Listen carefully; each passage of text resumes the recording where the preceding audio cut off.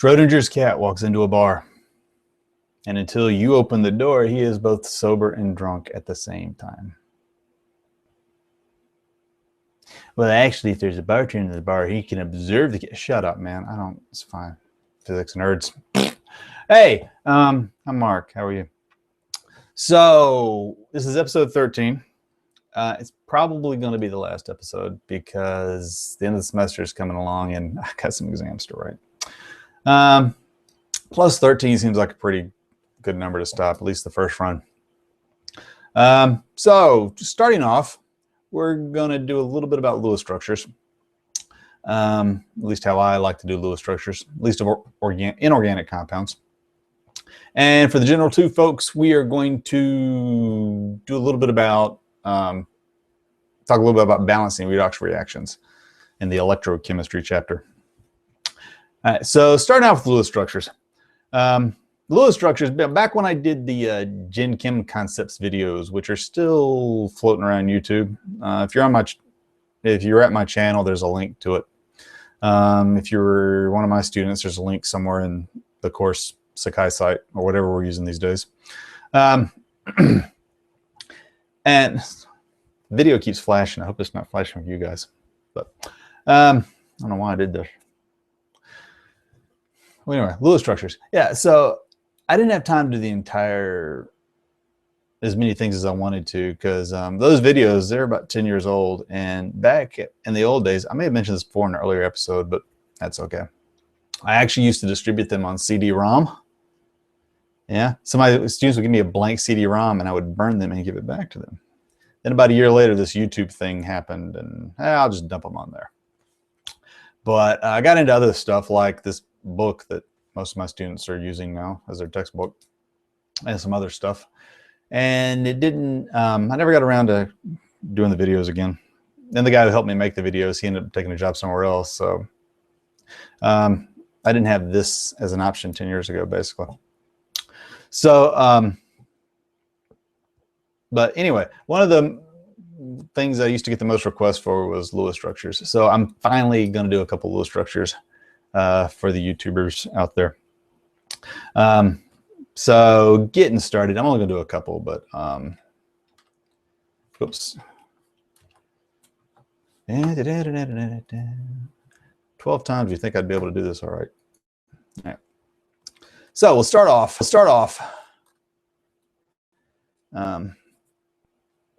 by saying that, most inorganic compounds, if you go back and look at like all the compounds you've looked at in the reactions chapters and gas chapters, most compounds that we deal with in this course have this general formula AXN. And if they have that general formula, then there's usually a pretty straightforward way to come up with their Lewis structure. Where you assume that A is the central atom, X is the outer atoms, and N tells you how many X's you have. In fact, going back to the naming chapter / episode / part of the semester, for ionic compounds, the metal's written first, non-metals second. Covalent compounds are usually two non-metals. And the reason the first one's written first is because it's usually the central atom.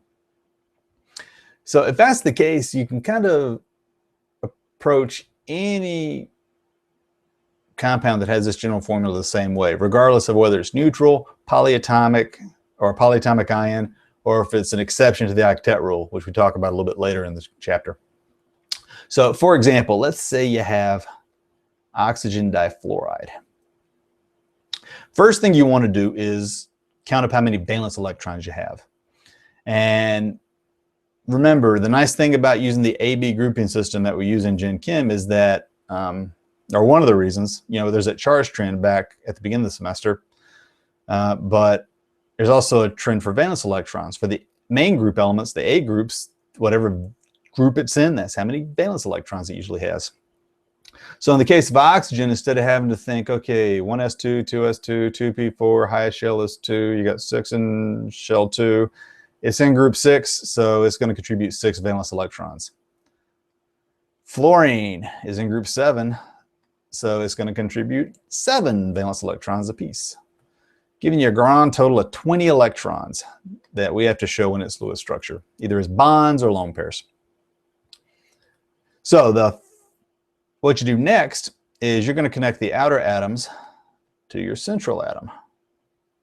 And we're assuming they're connecting using at least a single bond, sharing at least a couple of electrons.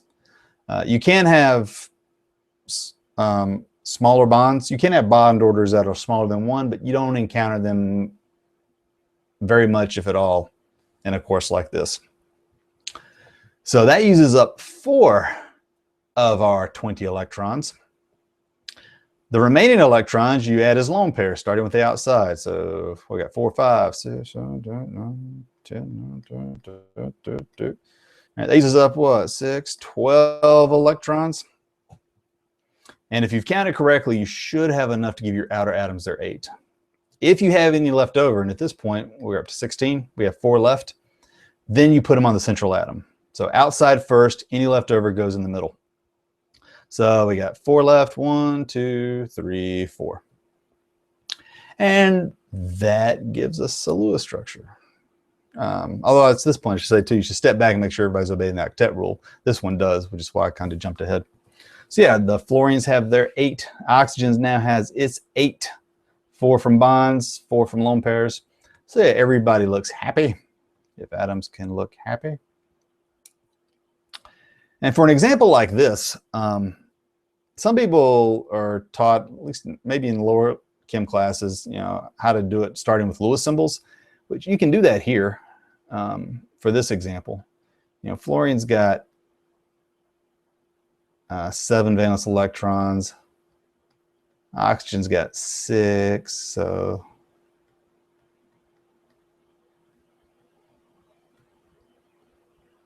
you can look at this. Okay, if they share these 2 and they share these 2, that'll give you the same structure.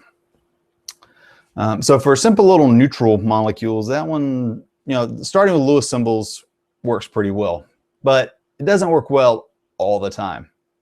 The nice thing about this method that I just did is that, again, if it fits this general formula, it's just the same steps, and you're going to get the correct Lewis structure, or one that's usually close enough for this class. Kind of depends on how strict your teacher is. Like for example, polyatomic ions are a good example where starting with Lewis symbols isn't the greatest thing to do. So let's say you start with a carbonate ion. Again, just like before, we're going to start with our valence count. Carbon's in group 4, contributes 4. Oxygen's in group 6. So again, those 3 are going to contribute 6 apiece. And since it's a polyatomic ion, it has a -2 charge. That means that molecule picked up 2 extra electrons. So we have to add those 2 electrons into our valence count. So it fits our general formula. So we're assuming that carbon's in the middle. Those 3 oxygens are bonded to it. So that uses 6 of our, I didn't actually add them all together, did I? 24? Yeah, 24 electrons. 6 of our 24 electrons. So next, like before, you start adding lone pairs on the outside. And if you counted correctly, you should have enough to give your outer atoms 8 electrons. Just don't get too dot happy, because at this point we've added another, what, 3 times 6? So actually, had that right? See, 6 times 3 is 18. I just didn't do it right here. I knew I was right though. So at this point, we've used all 24 electrons. So if you look back and see if everybody's happy, the outer atoms should have their 8 by this point. Usually the central atom is the one that may or may not have their octet. And in this case, carbon only has 6. There are some exceptions to the octet rule where the central atom can have less than 8 and be okay. The 2 that you see a lot are boron and beryllium, and hydrogen, if you look at outer atoms. Those are the 3 common ones in this class. Carbon's not a less than 8 exception. It usually obeys the octet rule.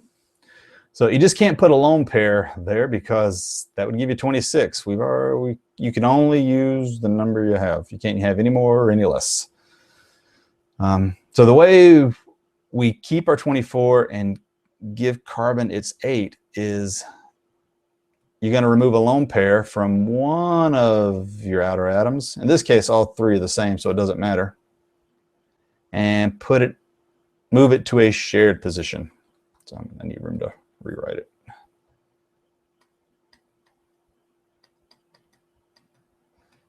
Make that a little longer.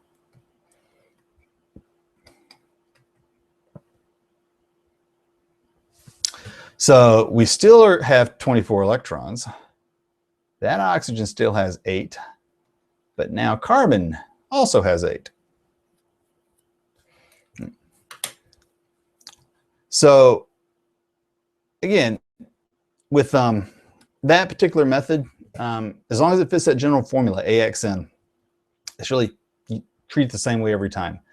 Do your valence count, hook the outer atoms to the central atom, your X's to your A, then start adding the remaining electrons as lone pairs, outside first, then the middle.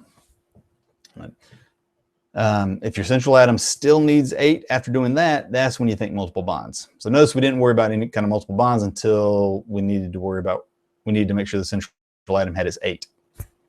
Until then, it's just, valence count, hook them up, ...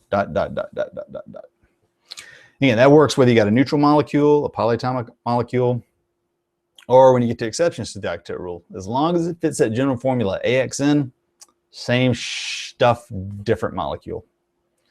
If it doesn't fit that general formula, then usually, at least at this point in your chemical education, you can treat it like a simple organic compound, which we talk about in my class in the next chapter. But we'll talk some about those maybe next time, or I guess next semester, next series, if you're British.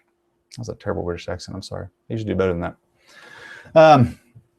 So yeah, that's a quickie little lesson on Lewis structures.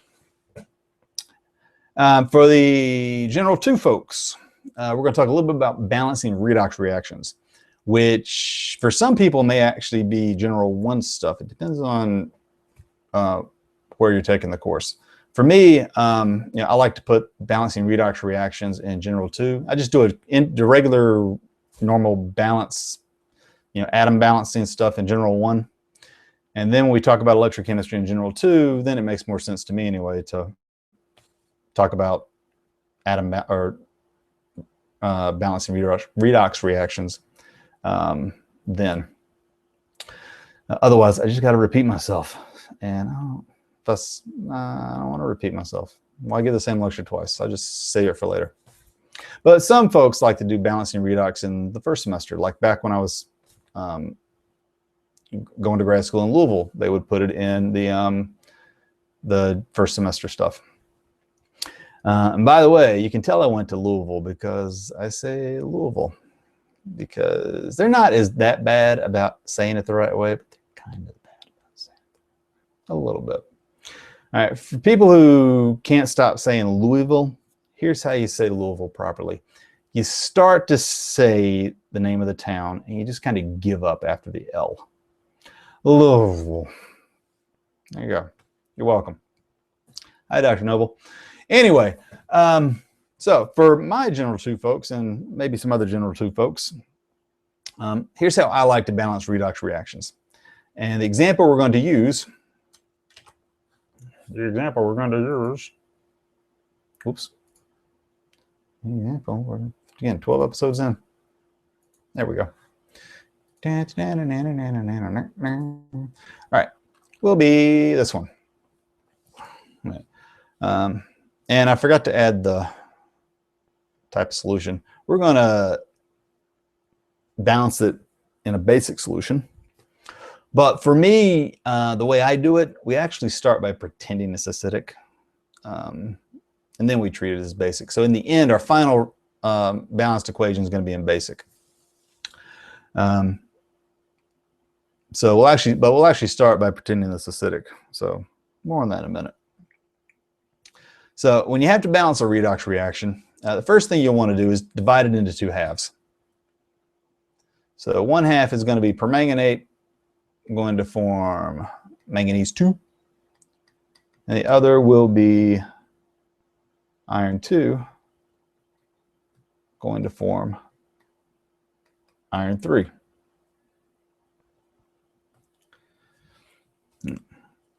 So once you do that, you're going to start to balance each half. And for it to be balanced, not only does it have to be atom balanced, which is what we cover in General 1, but it also has to be charge balanced.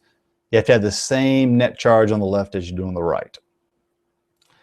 All right, so you'll first want to atom balance, which for the bottom reaction, that's the easiest one to talk about because it's already atom balanced. You got one iron on each side.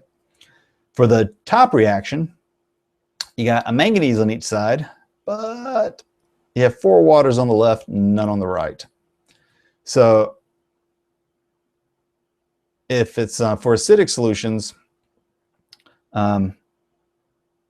you use H plus in water as needed. Usually what that means is you start by balancing your oxygens with water. That's going to introduce hydrogen to the equation, so you're going to balance those with H plus. And people will think, well, how do you just add stuff there? Well, if it's an acidic solution, remember, it's predominantly going to, well, back up a minute. It's going to, most of our reactions are going to be an aqueous solution, so that means water. There's water there. And if it's acidic, there's going to be a significant amount of H plus present. Although technically it is hydronium, but for simplicity's sake, we use H plus, not H3O plus, which is why I start by balancing as an acidic solution, no matter what type of solution it's in. Because if you try to balance, start off by using hydroxide in water to atom balance, it can be kind of weird. Some people teach ways where it's not so weird, but for me, it's just the easiest thing to do is just balance the oxygens with water and the hydrogens with H plus. And I use a little trick at the end to convert it to basic. Although it didn't come up right there. I got to fix that in a minute. So we are atom balanced. Next, we want to electron balance, or charge balance, excuse me. So you want the same amount of charge on each side of your equation. Total charge. So again, it's easier to start with the bottom equation here. I should have wrote it first. So you got a total charge of +2 on the left, +3 on the right. And if we just add a 1 negative electron to the right, that'll bring the right side down to +2. So now we have a total charge of +2 on both sides. Remember, you're not trying to get both sides 0. You just want the higher charge side to bring it down to the other side's charge. So in this case, we have a total charge of +7 on the left and a total charge of +2 on the right. So if we add 5 -1 electrons to the left, that'll bring it down to +2. So at this point, you have two equations that are two half equations that are atom balanced and charge balanced on their own. Another thing to look out for is make sure the electrons are on opposite sides, because one of these halves, you really don't have to worry about it too much using this method, which is a nice thing about this method. One of these is showing an oxidation, one is showing a reduction. So one should be losing electrons, the other should be gaining electrons. So both halves are atom and charge balanced. Now you want to do what I call electron balancing. You want both halves to show the same number of electrons, which usually means modifying one or both halves. In this case, we're going to modify the bottom half by multiplying the equation by 5. That gives us 5 electrons in each half. Again, one's losing, the other's gaining.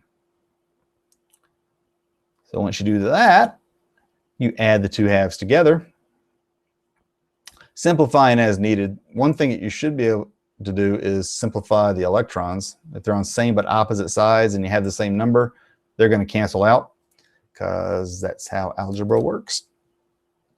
If we add everybody else down, sometimes you do have to simplify the coefficients. Like, they're all even numbers, so you have to divide by 2. But not this time. Let's see. Don't forget to add everything down. I'm going to run out of room. There we go. So at this point, we have a solution that's balanced, atom balanced and charge balanced. You got 8 hydrogens on both sides, a manganese, 4 oxygens, 5 irons. So it is atom balanced, and it's also charge balanced. Total charge on the left, I think, is going to be, well, you got 10, 18, minus 1, total of plus 17 on the left, and a total of plus 17 on the right. So it's balanced, but it's showing it as an acidic solution. We're showing hydrogen ion. We need to convert it to a basic solution. So this is where the last step comes in. If it is basic, the way you do that, that's supposed to be an equilibrium arrow. Sorry, it's just a cut and paste from my book. Oops, hit the button. You're going to add this equation.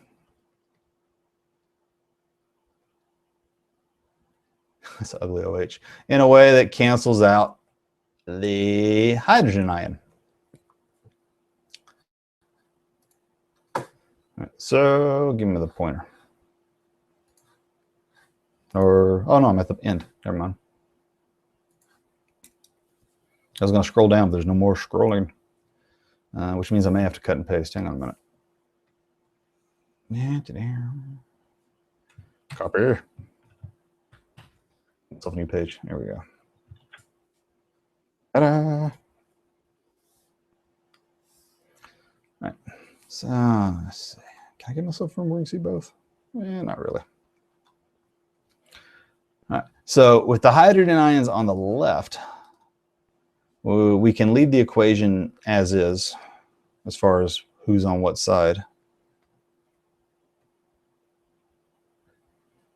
And you can just write the regular arrow. Actually, that's what that used to be. That actually was one arrow.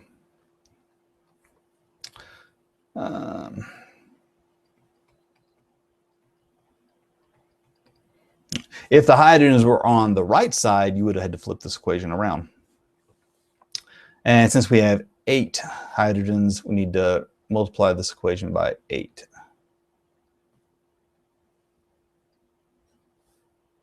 So, oops. There we go.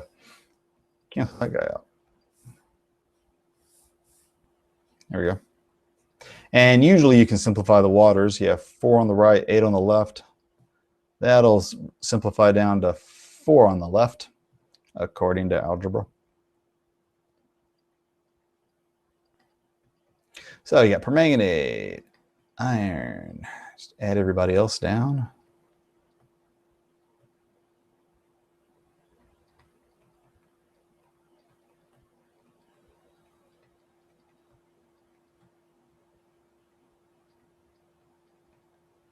Ugly H. There we go. And let's see, did I get all the coefficients? Yeah. So it should still be atom and charge balanced. So we got 1 manganese, 8 oxygens, 5 irons, total of 8 hydrogens. Total charge on the left is now, we got 5 times 2 minus 1 plus 9. And let's see, 15, 17 minus 8 is plus 9. So it is charge balanced as well. And now we are correctly showing it as under basic conditions. And kind of like adding H pluses and waters in this equation to start with. We're not adding anything that isn't there already. Again, the reason I put the equilibrium there initially is because this is basically just our autoionization equation that we talked about back when we discussed pH. I mean, you may have written it this way back in that chapter. But yeah, it's just a simplified version where you use H plus instead of hydronium. So again, we're not adding anything or using anything that isn't actually in the solution. Right. So that's how I like to balance equations. And again, the nice thing about it, kind of like the polyatomic ion, or that's what am I doing? The Lewis structure method that I showed for the Journal 1 folks. Although if you just skipped ahead, you missed it. But if you had me, it was the same way. But if you skipped all the way ahead, you missed a really bad Schrodinger's cat joke. But anyway, what was I saying? Oh yeah. Kind of like, you know, the Lewis structure method where, you know, as long as it's the general formula, just same way every time. With the redox balancing, you approach it the same way every time if you start by pretending it's acidic. And if you get down to the end, if it's actually basic, there's just one extra little thing you have to do to correct for the fact that it's actually basic. But again, so, otherwise it's, you know, same stuff, different reaction. So consistency, I think, is always nice when you're trying to learn this stuff for the first time. When you can help it. Sometimes you can't. All right, so anyway, that's going to wrap up the show for this semester slash series slash season slash whatever. So to the 30-odd people that actually watched it consistently throughout the semester, thank you. It was rough at the beginning, but it was all right. I actually watched the first episode, a couple episodes, not a couple weeks ago, and it was a lot. I did a lot of this here. It was a lot darker because I had an older camera, and it sounds bad because I didn't have a mic yet. It's gotten a little better. I've gotten used to using this little penny thing here as I write the things. So I think I'm going to do it again next semester, next fall. All right, so if you're taking General 2 in the summer, then you can just go back and watch these again, watch the second half. If you're taking organic, I'm not going to do organic for a while.